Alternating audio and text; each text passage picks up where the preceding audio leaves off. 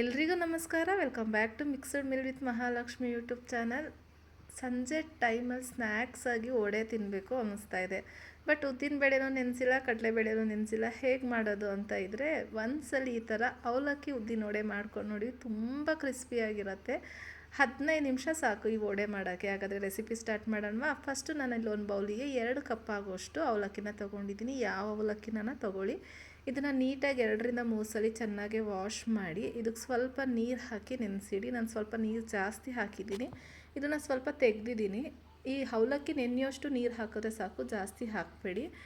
ಒಂದು 15 ನಿಮಿಷ ಆದಮೇಲೆ ತೋರಿಸ್ತಾ ಇದ್ದೀನಿ. ನೋಡ್ತಾ ಇದ್ದೀರಾ, ಅವಲಕ್ಕಿ ಚೆನ್ನಾಗೇ ನೆಂದಿದೆ. ಕೈಯಲ್ಲಿ ಚೆನ್ನಾಗೆ ಸ್ಮ್ಯಾಶ್ ಮಾಡ್ಕೊಳ್ಳೋಣ. ಕೈಯಲ್ಲೇ ಚೆನ್ನಾಗೆ ಸ್ಮ್ಯಾಶ್ ಮಾಡ್ಕೊಬೇಕು, ಅಷ್ಟು ಅವಲಕ್ಕಿ ನೆಂದಿರಬೇಕು. ಇದೆಲ್ಲ ಚೆನ್ನಾಗಿ ಸ್ಮ್ಯಾಶ್ ಮಾಡಾದ್ಮೇಲೆ ಇದಕ್ಕೆ ಸ್ವಲ್ಪ ನಾನಿಲ್ಲಿ 3ರಿಂದ 4 ಎಸಳು ಬೆಳ್ಳುಳ್ಳಿನ ಚೆನ್ನಾಗೆ ಸಣ್ಣದಾಗೆ ಚಾಪ್ ಮಾಡಿ ಹಾಕಿದ್ದೀನಿ. ಒಂದು ಅರ್ಧ ಇಂಚಷ್ಟು ಶುಂಠಿನ ತುರಿದು ಹಾಕಿದ್ದೀನಿ. ಇಷ್ಟ ಇದ್ದರೆ ಹಾಕ್ಕೊಳ್ಳಿ, ಇಲ್ಲಾಂದರೆ ಸ್ಕಿಪ್ ಮಾಡ್ಕೊಬೋದು. ಒಂದು ಇಡೀ ಆಗೋಷ್ಟು ಸಣ್ಣದಾಗಿ ಕಟ್ ಮಾಡಿರೋ ಕೊತ್ತಂಬರಿ ಸೊಪ್ಪು, ಸ್ವಲ್ಪ ಕರಿಬೇವಿನ ಸೊಪ್ಪು. ನಾನಿಲ್ಲಿ ಹಸಿಮೆಣ್ಸಿನ್ಕಾಯಿ ಹಾಕ್ಕೊತಾ ಇದ್ದೀನಿ. 2 ಹಸಿಮೆಣ್ಸಿನ್ಕಾಯಿ ಹಾಕ್ಕೊತಾ ಇದ್ದೀನಿ. ಖಾರ ನೋಡಿ ಹಾಕ್ಕೊಳ್ಳಿ, ಇಲ್ಲಾಂದರೆ ಚಿಲ್ಲಿ ಫ್ಲೇಕ್ಸ್ ಬೇಕು ಅಂದರೆ ಅದನ್ನು ಹಾಕ್ಕೊಬೋದು.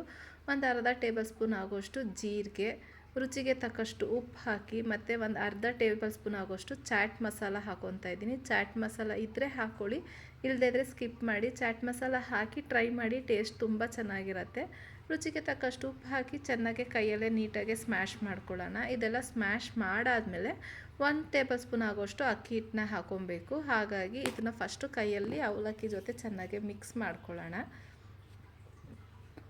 ನೋಡ್ತಾ ಇದ್ದೀರಲ್ಲ, ಈ ಥರ ಮಿಕ್ಸ್ ಆದಮೇಲೆ 1 ಟೇಬಲ್ ಸ್ಪೂನ್ ಆಗೋಷ್ಟು ಅಕ್ಕಿ ಹಿಟ್ಟನ್ನ ಹಾಕ್ಕೊತಾ ಇದ್ದೀನಿ. ಒಂದು ಅರ್ಧ ಬೌಲಷ್ಟು ಮೊಸರು ಹಾಕ್ಕೊತಾ ಇದ್ದೀನಿ.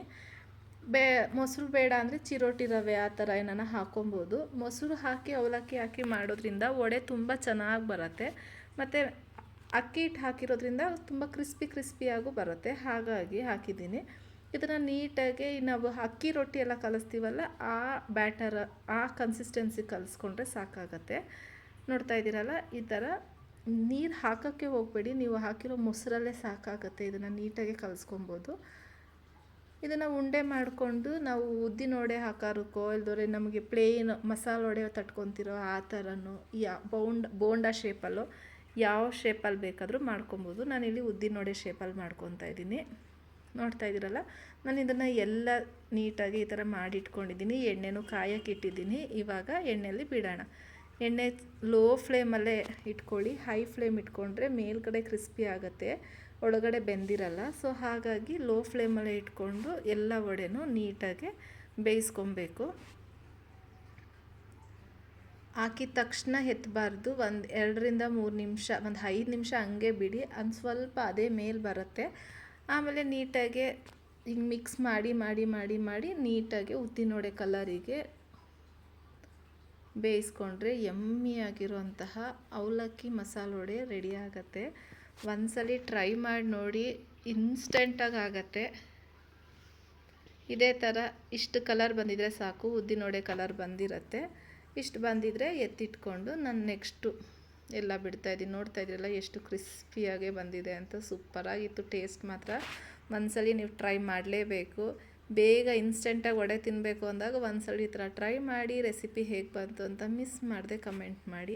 ಎಲ್ಲ ವಡೆನೂ ಇದೇ ಥರ ಬಿಟ್ಟು ಬೇಯಿಸಿಟ್ಕೊತಾ ಇದ್ದೀನಿ. ಸೂಪರಾಗಿರೋಂತಹ ಅವಲಕ್ಕಿ ವಡೆ ಬಿಸಿ ಬಿಸಿ ಕಾಫಿ ಜೊತೆ ಸೂಪರಾಗಿರುತ್ತೆ. ಐ ಹೋಪ್ ಈ ವಿಡಿಯೋ ಇಷ್ಟ ಆಗಿದೆ ಅಂದ್ಕೊತೀನಿ. ಇಷ್ಟ ಆಗಿದೆ ದಯವಿಟ್ಟು ಲೈಕ್ ಮಾಡಿ, ಶೇರ್ ಮಾಡಿ, ಕಮೆಂಟ್ ಮಾಡಿ.